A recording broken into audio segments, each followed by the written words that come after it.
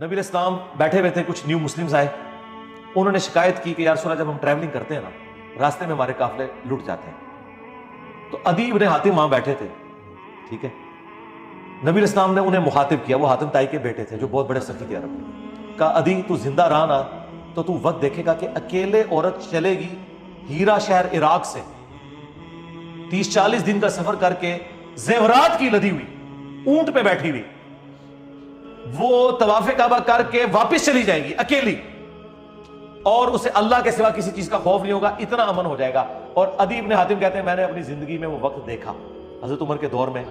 कि अरब के वो बद्दू जो काफिले लूटा करते थे, इतना अमन हो गया कि औरत अकेले भी सफर कर सकती थी। अच्छा, अब ये नबी इस्लाम खुद फरमा रहे हैं ना, तो आपका काम था आप इसे कंडेम करते हैं। इससे ये भी पता चला कि अगर हालत अमन हो तो औरत भी अकेले सफर कर सकती है। यही मेरा एक हाँ जी पॉइंट था कि सऊदी अरब ने ये जो महरम की वो जो एक शर्त रखी हुई है, इस हदीस में महरम का भी जिक्र नहीं है, और सोलो महरम वाली हदीसें अलग से है ना जी, मैं बताता हूं, उसमें उसको भी इससे लिंक कर देंगे। बुखारी मुस्लिम में हदीस है कि कोई भी सफर 3 दिन और 3 रात का बगैर महरम के नहीं करेगा। जहां पे कंबाइंड फॉर्म में सफर है अमन में, जिस तरह हम ग्रुप की शक्ल में जाते हैं, तो सरकार सऊदी की उस बात पे अमल तो कोई नहीं हो रहा, यहां कागजी महरम बने हुए होते हैं, ठीक है ना, सब कागजी महरम बने होते हैं इल्ला ये। बेहतर तो यह कि महरम के साथ, इसीलिए मैं कहता हूं कि जो लोग गैर शादीशुदा है ना, वो हज ना करें जब तक उनकी शादी ना हो जाए, क्योंकि अपनी बीवी को साथ देंगे, ठीक है। अच्छा, वो जो सफर है ना जो ग्रुप की शक्ल में है, वो हालत अमन का सफर है। मुझे बताएं, यहां सबसे बेस्ट एक ट्रैवल सर्विस है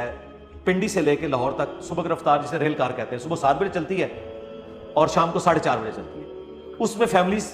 बैठती हैं बगैर महरम के, फैमिलीज बैठती हैं, इधर से खामन बिठाता है, वहां से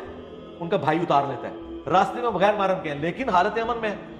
बल्कि उसमें तो औरतों का डब्बा भी अलग है, ना भी हो ग्रुप की फॉर्म में, को किसी को नुकसान नहीं पहुंचा सकता, किसी के साथ इंटरेक्शन नहीं कर सकता। डाइवो में आप ट्रैवलिंग करते हैं, जो बस सर्विस एक अच्छी चल रही है, फैसल मूवर वाले भी हैं और भी हैं, तो इस तरह हालत अमन में अगर सफर हो, यूनिवर्सिटीज की बच्चियों का सफर है, वहां उतरते ही आगे यूनिवर्सिटी की बस खड़ी है, तो फिर ला युकल्लिफुल्लाहु नफ्सन इल्ला वुसअहा। लेकिन इसमें भी जो अपनी बच्चियों को खुद छोड़ने जाते हैं, बीवी को खुद छोड़ने जाते हैं, सलूट है सर, ऐसे ही करना चाहिए, ऐसा ही करना चाहिए। लेकिन वहां शरीफ फतवा नहीं, एक औरत अपने बच्चों समेत अमेरिका से पाकिस्तान आई है और उसका खामन नौकरी कर रहा है और वो नहीं साथ आ सकता नौकरी की वजह से भी, और एक टिकट बचाना भी चाह रहा है वो, तो वहां से उसने उसको सवार किया जहाज में, यहां से उसके भाई ने और बाप ने रिसीव कर लिया, तो कोई शरीय हुक्म नहीं लगेगा कि औरत ने बगैर महरम के सफर किया। ये ग्रुप की फॉर्म में, और इसकी असल वो हदीस जो मैंने आपको बताई, वो औरत अकेले सफर करेगी। इसीलिए इमाम शाफी अहमद नंबल का मौकिफ है कि अगर रास्ता अमन वाला हो तो औरत हज का सफर बगैर महरम के भी कर सकती है। लेकिन अली भाई उस वाले सेक्शन में वो ग्रुप वाला जिक्र नहीं है, यानी अकेले, तो सरकार वो अकेले वाला अमन तो नहीं है ना, अकेले तो सरकार मर्द भी नहीं सफर कर सकता आजकल।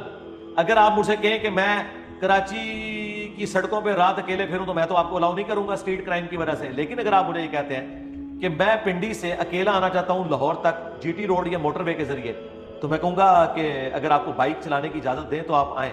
कोई मसला नहीं है। तो वो हालत अमन वाला वो मामला, दोनों चीजें एक दूसरे के साथ जुड़ी